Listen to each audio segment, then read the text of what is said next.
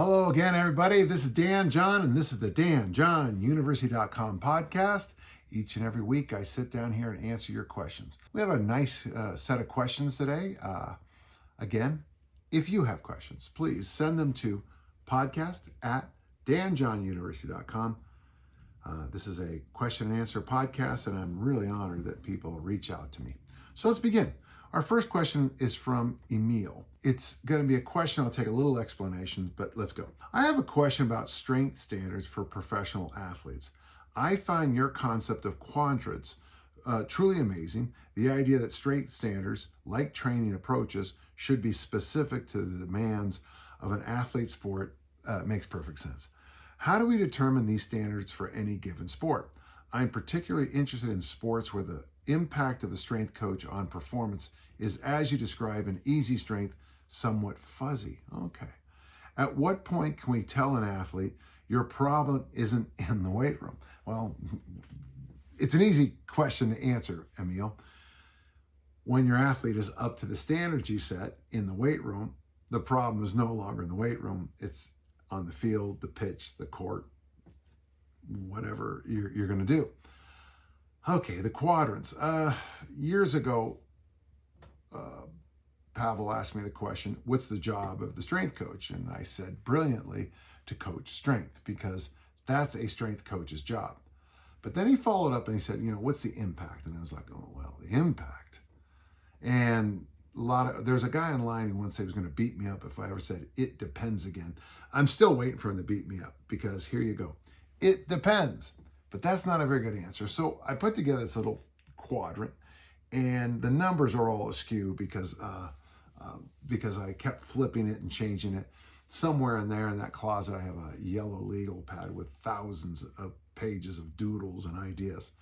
Basically, it comes down to this, that on this axis, the one that's going up, it's, the limits of human potential.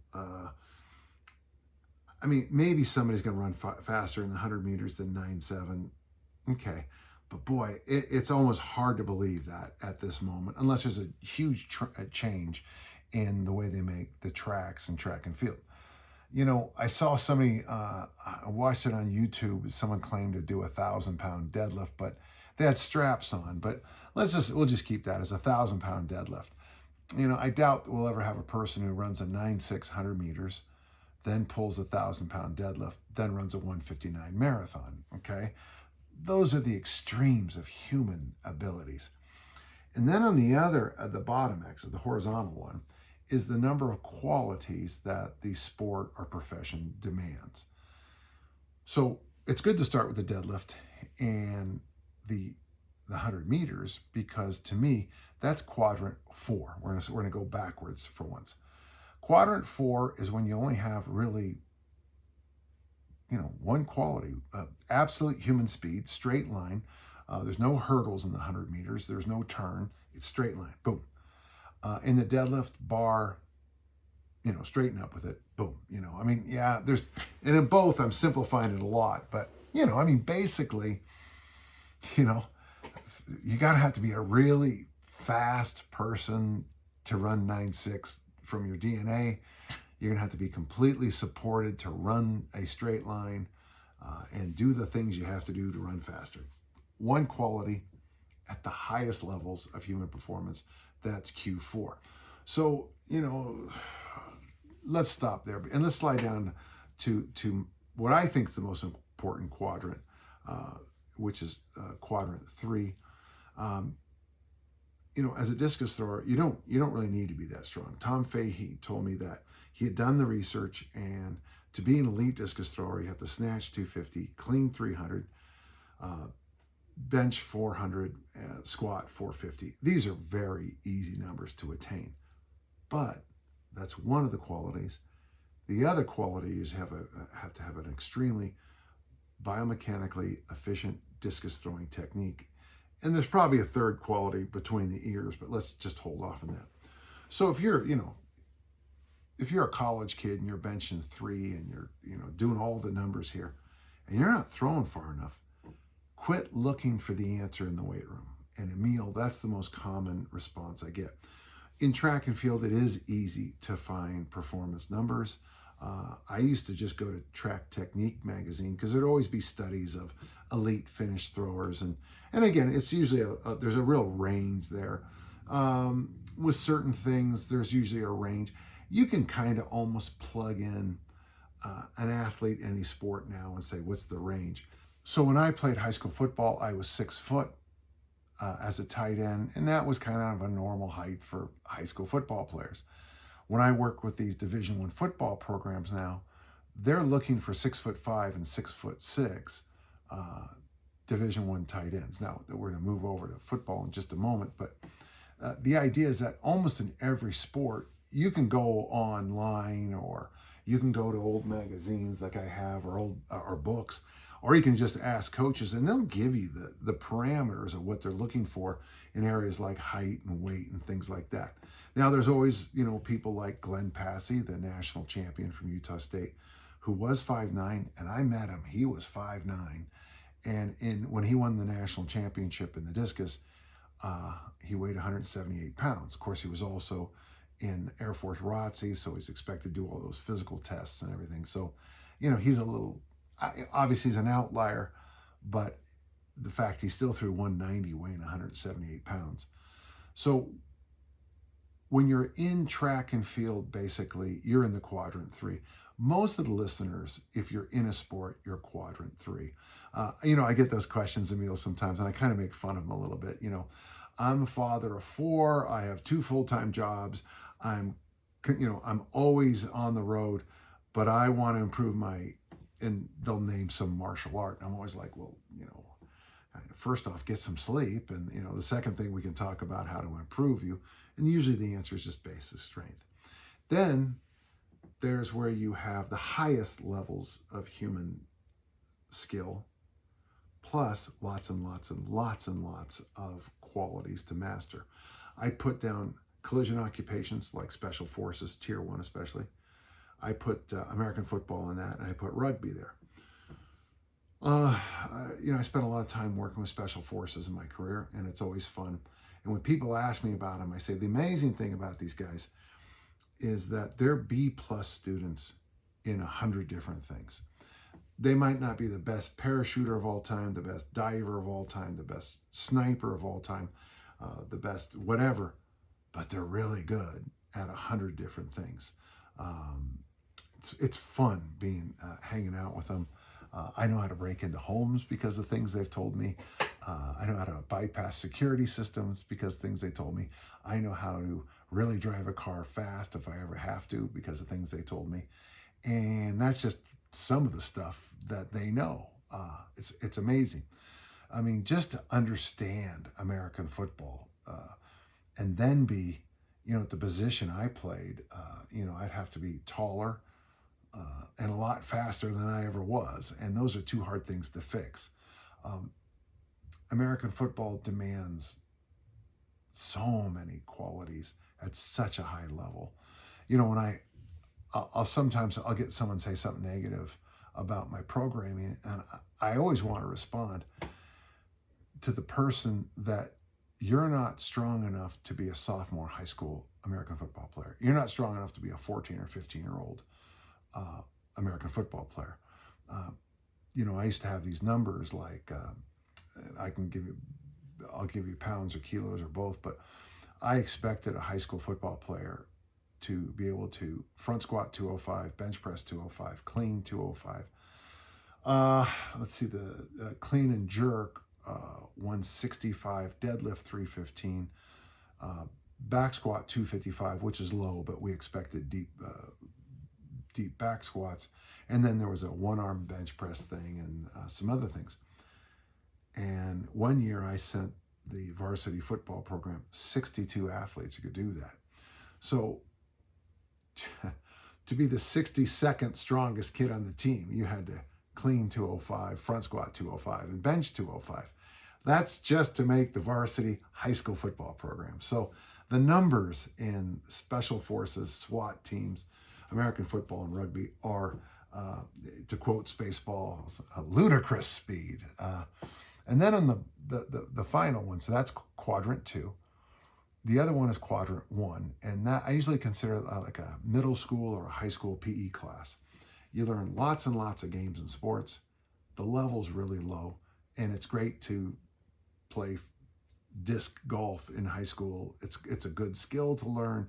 You learn the skills of volleyball, you learn how to play dodgeball, you learn how to play basketball, but nobody's really that good. I always joke about I had to take high school PE because I was in sports. I only had to take it officially a little tiny bit, and I remember our basketball team won the league, and the joke is, yeah, we won 4-2, after 45 minutes of play, because we were terrible. So where are the standards on those? Well, at the Olympic final, if you want to make the Olympic final as 100 meters as a male, you'd better run a 9.9, and it would really help to be even faster than that. If you want to make the finals, if you want to be on the podium as an Olympic lifter at the Olympics, you're going to have to really snatch and clean and jerk a lot of weight. Well, if you want to make it as an American professional football player, you're going to have to be consistently the biggest, fastest, strongest, toughest person in every situation you've probably ever been in your life. If you want to make it in the NBA, it's getting, I used to help with the Jazz, Utah Jazz, and people always say how small John Stockton was, and I'll be like, John Stockton was always the tallest guy in the room, except we went on the NBA, and his hands were freakishly enormous. Just bigger than you would ever think, and he was also really a tough guy. So when we look at a sport like track and field, it's really kind of easy to find numbers. Like I have the triple jump encyclopedia, and that has some. I know that the track and field Omni book, now these numbers are older, but guys like Dave Davis used to poll the athletes and say, how strong are you? At the Olympic Training Center, they'd ask everybody what your lifts are, and they would compile them. Generally, shot putters tend to really be strong in the power lifts and the clean. Discus throwers tend to be pretty good in the snatch, and kind of good numbers throughout everywhere else. Javelin throwers also tend to be good in the snatch for their body weight. Interestingly, European high jumpers and jumpers of all kind are very impressive in the snatch and an array of single leg movements. So I don't want to get too deep into the quadrants. For those of you who are completely lost, here on the channel, I have on my channel, just Google one of my lectures. One of my lectures is on easy strength, and I go into depth on the quadrant. But your question is interesting because, what are the standards? Now, it's interesting. In 2 years, I'll be 70, and it's kind of fun to look at the Olympic lifting American records and world records at 70, because you'll notice that some of the lifts I kind of do in training are now going to be American records when I get to when I step on the platform. Now, in 2 years, a lot of things can happen at my age, but the standard for a 70-year-old Olympic lifter at my age and my weight, if you snatch in the mid hundreds and you clean just barely over 200, you're one of the strongest people ever to walk the planet, at least according to our record books. So there's a lot of factors that go in standards. Certainly, it's best, I always argue to my athletes, get as strong as you can as soon as you can, because when I say, the standard for a collegiate football player in America now is usually, generally I could just wave my hand. Usually most schools will give the 3, 4, 5 numbers, 300 clean, 400 bench, 500 squat. But you want to be in a situation when you get to the weight room that a 300, 400, and a 500 are just like, they're givens. A lot of athletes, of course, have to work up to them. A lot of incoming freshmen need some seasoning in the weight room. But once you're a second, third, fourth year athlete in a program like that, those numbers should just be, double shoulder shrug. Yeah, of course, you do those. Emil, that was a fun question. When can you tell your player they're strong enough in the weight room? Get the numbers. Take the numbers of where the athlete is and performances of elite athletes. I have numbers that go back to shot putters in the early 1960s. Interesting, one of them, he broke the national record in the shot put, Dallas long, and if I have it right in my mind, his military press was 200 pounds and his bench press was 200 pounds. Now, he got a lot stronger when he went off to USC, I think. But if you military press 200 and you bench press 200, it's conceivable that as a high school shot putter, you should be throwing in the 60s. Now, no high school shot putter in the modern era benches that low anymore, but that military, I can guarantee very few of them can do it. So if you're up to standard and you're not throwing the distances or running the times, your issue is not in the weight room. I hope that helped, and thank you. We have a fun question from Shane. It's this. I have a hypothetical question that I hope will be a little bit more fun to answer than the standard if you could only do one exercise. Shane Hammond, a great Olympic lifter, grew up on a watermelon farm. Carl Nordquist, a legend in San Francisco, was a longshoreman for 30 plus years. Bob Peoples was a farmer. Bill Katzmeyer worked as a lumberjack as a young man. Heck, even Louis Simmons was a construction worker for most of his life. And I was a teamster. There you go. So my question is, if you could recruit strength athletes from only one work labor background, what would it be? Would it change for a different strength sport? Yeah, it might change, but I'm going to tell you what I think it is because I went to college with these guys and one of my heroes was there. I'm going to tell you folks, dairy farming. Now, why dairy farming? Because as a dairy farmer, every day you have to do this thing called farmer walks. You have to pick up hay and carry it. You have to pick up those big jugs of milk and carry it. You have to carry things like this back and forth all the time. My hero, Glenn Passy, Utah State national champion, wonderful man, died way too young. He was famous for picking up 40-pound bales of hay. He'd pick it up like this, and he would toss it up to the rafters while they were stacking the hay. I guess I am now out of my depths as a dairy farmer because I don't know anymore. But the idea of picking up a 40-pound bale of hay, bringing it to here, and then popping it up as high as you can so they can put it in the loft is a great throwing and overall body exercise. So I would say dairy farming, Shane, and I'm pressing the button. Final answer. That might bring some of you back a few years. Yeah, I think dairy farming because of the combination of constant farmer walking and then tossing hay bales. I'm willing to be proven wrong, and that's why the comment section is there. But I got a kick out of your question, Shane, and so thanks so much, okay? Much appreciated. We have a real simple question from Chris. He said, have you ever tried Tommy Kono's bodybuilding course called the Kono course for yourself? It's in Tommy's book, Weightlifting Olympic Style. And when it came out, that was the biggest criticisms because people didn't like the fact that he did pullovers after squats and standard barbell work. I've never done that exact program, but I've done that style of program, the classic exercises. Folks, basically you have a barbell and a bench, and you do squats, you do bench press, you do military press, you do curls, you do pullovers. You do the whole family of traditional exercises in that 3 sets of 8 range or more. You do it for a few weeks. Maybe you get your squats up to the 20s and standard bodybuilding protocol. I've never done the exact one. I've done Harry Pascal's Bosco programs. As a kid, I did 1 and 2. I never did the other ones because in one of them there's the overhead squat. And at the time, I couldn't figure out how to do it. And I was trying it, and that's the famous episode in my backyard where I had to yell for help because I got trapped under the bar, stuck next to a wall. And my dad saved me, and he was disappointed in me for not doing it.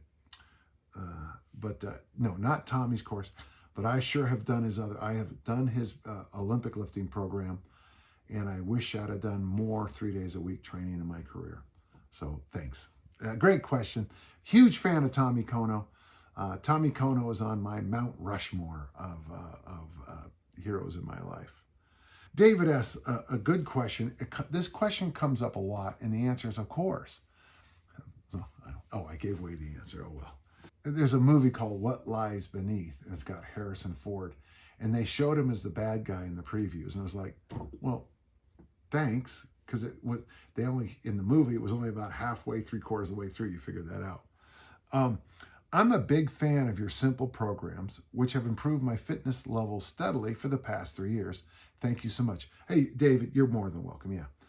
I would do one 10,000 swing challenge at the start of the year and then go with the ABC and humane burpees for the rest of it. Yeah, that's good. They are both great programs that hit almost every part of the body. I feel energized and strong. So let's review everybody, because it's what always happens. Dear Dan, I'm feeling great. Life is good. Every day I wake up and I hear bluebirds from a Walt Disney movie singing alongside of me, and I skip, and everyone says I look great and feel great. How can I make this harder? But recently, I need to spend more time behind the wheel, and driving a lot makes me want to emphasize even more my back muscles to compensate for sitting too long with a flabby back. A flabby back. So perhaps I should do more pulling exercises. What would your suggestion if you were to modify a bit and add pulling part of the top of your program, ideally with a kettlebell? I do single hand gorilla rows with 2, 3, 5 ladders after each set of the humane burpee. Nothing crazy, nothing too hard. What do you think about it? I think the single hand kettlebell row is genius. The only thing is, I do want to make sure I teach it the lockdown style. So it really helps if you have a bench, but if you have really anything, this desk is going to have to work. So on a bench, I put my left hand down on the bench, and then I make sure my left hand is secure, my elbow's locked in, I squeeze my pecs in. Now, if I have my knee on the bench, it's going to depend on how you do this. Then I really want to make sure that knee is locked down. The opposite, so my left knee and my left hand are on the bench. My right leg is just, on the floor, toes pushing into the ground. And when I do each and every rep, and this is why I like the bench on this, I make sure for a moment that my arm retracts a little bit, then I squeeze it back in, then I do my row. At the top of the row, I make sure my thumb is in my armpit. 1,001, 1,002, slowly let it descend. Some things I don't want you to see. If the shoulder comes up trying to help cheat, stop the rep, start again. Or put the weight down and start. The stricter you are on that lockdown row, I think the better. I think there's great value in it. I like rows. You're doing 2, 3, 5, and frankly, I think you need to go higher on that. I would put any lat exercise kind of like into the leg family. Most people I work with get better benefits out of higher reps. It's real natural in exercise like the hip thrust to do 20 and 25 reps. And I know online people put always in huge amounts of weight and do a single, but for most of us, 20, 25 reps in the hip thrust. I find the same is true in the leg extension. For most people, 20 to 25 reps are a pretty good place. When it comes to the squat, I think those numbers are too high, but doing most people, like with goblet squats and that whole family of, kettlebell squats, when you get to the 8 to 12 range, that's probably the best place to be. With rows, I would include rows in that higher rep area. So for you, you might find 8 to 12 reps to be better, whatever better means today, than 2, 3, 5. With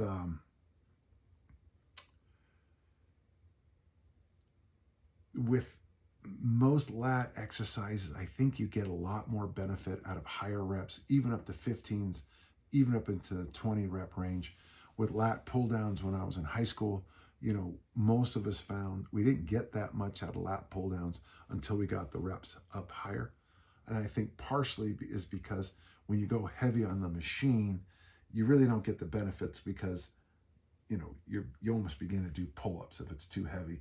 Yes, later on they put that little thing here to hold you down, but I got a lot out of high rep lat pull downs, and I think you might get a lot out of higher rep rows. When I mean high rep, and even try that 16 to 20 hypertrophy range, okay? Please pull all you want. If you really want to look pretty good on the beach, you know, higher rep lat work is kind of is a cheat. It does make you look more impressive than the guys who kind of walk around like, you know, this. For those of you listening, I'm slumped forward with that heavy pec look, okay? Thank you. Got a good question here from Marcus. I am an out-of-shape 62-year-old, and after reading your new book, hope to ease into the ABC.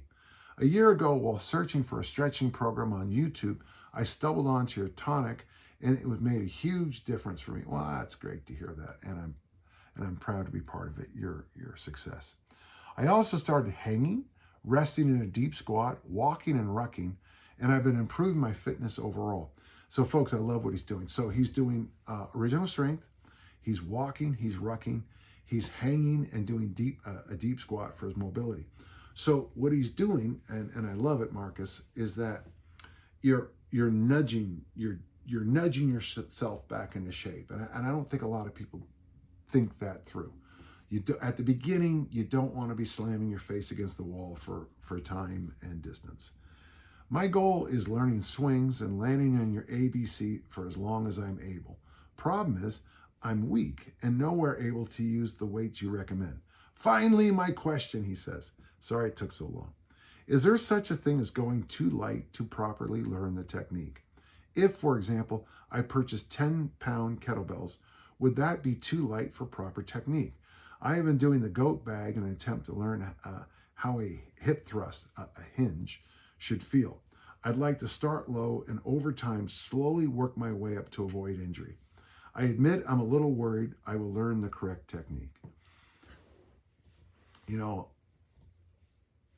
I was with Dave Turner in the Hercules Barbell Club for a long time. And one of the things people never appreciated is that we had a whole bunch of broomsticks. And the hardest part of our daily training, folks, was when Dave said, grab the broomsticks. Because we would do the Olympic lifts, snatch and clean and jerk. Now, you know, when I'm doing a clean and jerk with the broomstick, you know, I can't, not enough weight. I'd always be up here, so I put my chin on it when I was doing my front squats. One time, and Parker was with me, so he can verify it, we did 20 minutes of snatch and clean and jerk with broomsticks. I will still say it was the hardest workout of my life. It was brutal. I was huffing and puffing for hours after. Dave's program is brilliant. I have it you can get it on Amazon, the ABCs and Fs of strength training, and I added Dave's program to the end just so it stays in the historical record. But I think learning light is the best way to go. You know, when I first started lifting weights, my goal was to lift the bar that we had. It was I don't know what the bar weighed, 5 pounds, with the 2 10s on each side, so 20 pounds. That was my goal as a kid. I got stronger. But I love your idea of picking up the 2 10s and learning. The nice thing is the movement of the squats is going to really, especially what you said. You said this, Marcus. I am an out-of-shape 62-year-old. Those double 10s are going to be a challenge for you. And it's going to make you sore in places you might have forgot you even had. So no, I would much rather all of you err on the side of too light when you're first learning than too heavy. My whole program, Marcus, called Easy Strength, is based on the idea that I want you to make progressions each and every week in your training. And I got to tell you, folks, the biggest mistake people make on Easy Strength, first they ask for percents, like I'm going to know what's light or easy, but when I first did easy strength, I mean, I just humbled myself and I started really light because Pavel said, when it feels light, go heavier. So that felt light. Next workout, I added weight. And I just kept doing that until I had all my lifetime best. Start light. But stop thinking about 1 week improvements and 2 week improvements. And you know, I have some fat loss books here that promise fat loss in 2 weeks. Fat loss in 2 weeks is a rebound, means fat gain in 4 weeks. Trust me. Nudge your way to success when it comes to fat loss and strength gains. Of course, it's okay to start light. In fact, and I think it's better. The other thing too is over time, if you keep adding to your kettlebell collection, you'll still find use for those tens for things like Turkish get-ups and maybe even a hard, one of those snatch workouts we do is where we do 100 reps with a couple of different implements. That 10 will still be serving you well long after you get yourself up into the best shape of your life, okay? Great question, Marcus, and I really appreciate it. Killian has a question. I'm a 33-year-old guy, former collision sport athlete, football, who has in the past 5 years or so fallen in love with cycling in summer and Nordic skiing in winter. That's a good combination. I've been doing mostly easy strength and hypertrophy style programs since getting into endurance sports, but I'd like to dedicate more time and energy to my sports while still young and compete in some bike races this summer. Great. As well as compete my first Brickenbauer race on the Nordic skis next year. Looking at the upcoming cycling season, I see that cycling definitely covers the squat pattern, kayaking covers the pull, and if I sprint up a few hills on hikes, I'm covering my hinge. That leaves me with presses and carries. What do you think about a program consisting of just kettlebell presses and loaded carries for this summer? For symmetry's sake, I'm thinking 2 lifts, 2 days a week. Furthermore, during my Nordic ski season, I think the sport will cover my hinge and press patterns, and I may run a program with just squats and pull-ups in season. Well, you know, if you go back to my original mission statement that Mike Brown and I put together when I blew my wrist apart and started the Get Up newsletter, you know, I say put weights overhead, pick them up off the ground, and carry them for time or distance. You're covering it. Listen, I love overhead presses and I love loaded carries. I'll probably get destroyed in the comments for this because people always seem to find fault in when I get enthusiastic about a good idea. My man, Killian, I love this idea of just presses and loaded carries. I love it. I want to see how it goes. Listen, it's a short-term experiment. You're cycling, you're kayaking, you're Nordic skiing. I don't think you're missing much. And if you find that presses and loaded carries bring you to your goals or just make you feel good and look good, I'm all in. The only thing I would say, let's do something like this. This was just an idea. 1 day a week, we'll make it even simpler. 1 day a week, double overhead presses and farmer walks. Okay.